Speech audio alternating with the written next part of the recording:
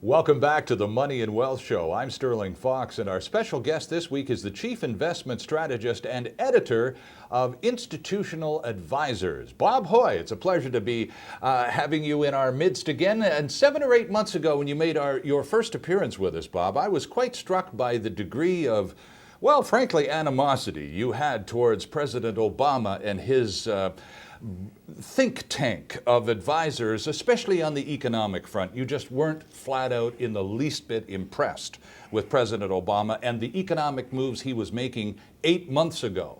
Yeah. Since then, has your opinion changed at all or worsened? Well, it's about the same. The guy is a manipulator, and he is attempting to destroy the U.S. economy from the inside. And so on one side, you can say he's been successful because he's managed to do these great stimulation moves. And all that does is transfer power and wealth to the state via Wall Street. So there's a connection between Wall Street and the White House that is not too good. The other connection to the White House is that he'd surrounded himself with a whole lot of the radicals from the late 60s and early 70s political disruptions within the United States. They had the SDS, Students for Democratic Society. Oh, I remember them well. And then within that, the weathermen. Now, the weathermen that were going out and attempting to bomb the Pentagon and murdered some cops and a bank robbery, so they were bad people. And now he's got about 30 of them as special advisors within the White House.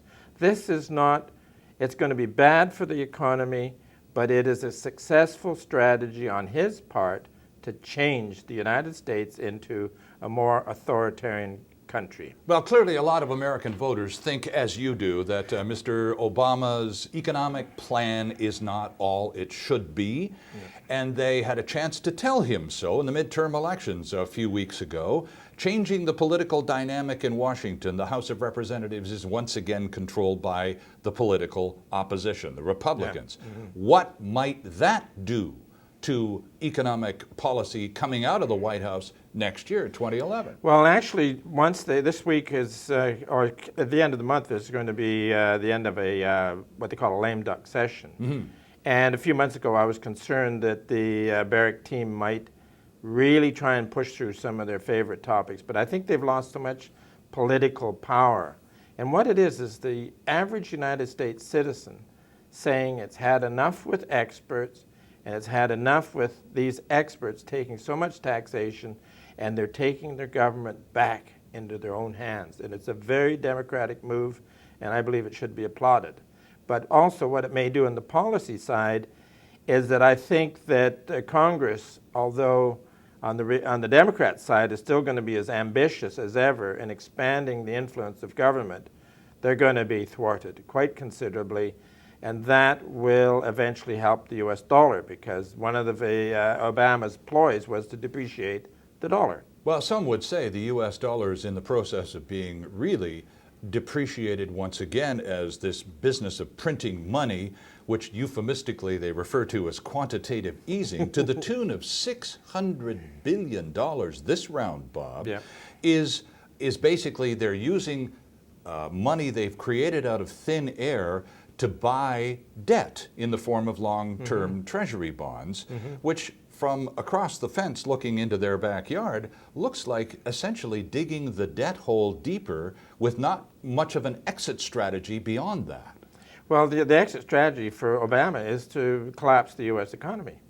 Well, now, he's the President of the United States, and I know that's facile and easy to say, but he's sworn to uphold the Constitution and defend the country and all of this sort of thing. He may bring fresh ideas to the table, but hardly the mission of a president is to destroy his own country. How do you rationalize that? Well, because that's his ambition. He's a Marxist. But what we should do is take a look at the great ambitions of the state following the 1929 contraction. In the history books on the intervention side all say that the Fed was deliberately tight after 1929.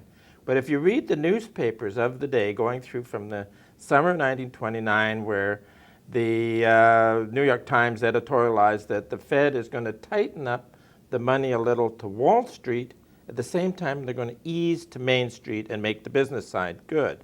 So they were getting ready.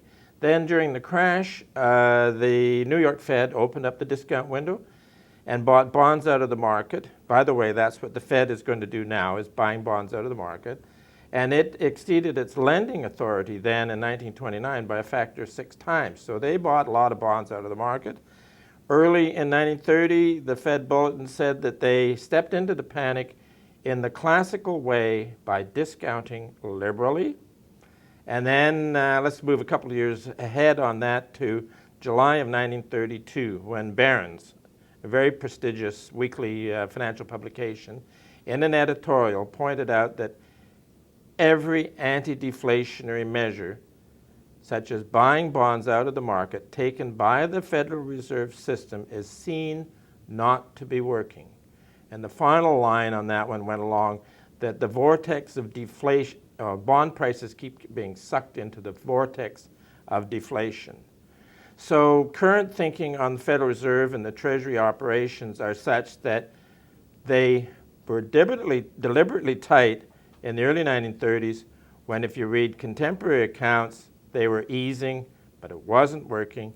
So this is the best comment on the current big QE2, QE3, the Titanic whatever, is that at the end of it all, it probably won't work as much as they expect. Well, it's interesting you would point to that article in Barron's, because there was an article in the Wall Street Times and just a couple of weeks ago by a group of former Fed officials, including a vice chairman, saying, and I wrote down the quote, quantitative easing 2, QE2, $600 billion of money printed out of thin air, quote, the risk of currency debasement and inflation is too high to warrant that policy. Basically, they're asking for a serious devaluation to the U.S. dollar. How likely do you think that is? They're attempting it. And this statement by these other economists was perhaps a valid criticism of it. But what you have here is no one on this planet that hasn't heard that Bernanke is going to depreciate the dollar. So and yet, everybody's positioned. And here in Canada, the Bank of Canada, just again in 2010, has spent hundreds of billions of Canadian dollars buying American dollars in what appears to be, at this point at least, a futile attempt to keep the value of the Canadian dollar down. Oh yeah, they may have been doing that. But I don't see it really hooking up. The attempt to devalue is already in the market. The whole world knows that. And many players are long the hot stories, like until recently the grains and cotton, and being long that leverage is actually a short position in the US dollar until such points, as I said. Recently the US dollar became exceptionally oversold and was in a pattern that finally ended the decline. So we see a moderate increase for the US dollar, which will perplex policymakers who want to drive it to zero. And where is this all going to take us in 2011, which is just a month away? We'll get some predictions for the year ahead from Bob Hoye of Institutional Advisors when we return here on the Money and Wealth Show.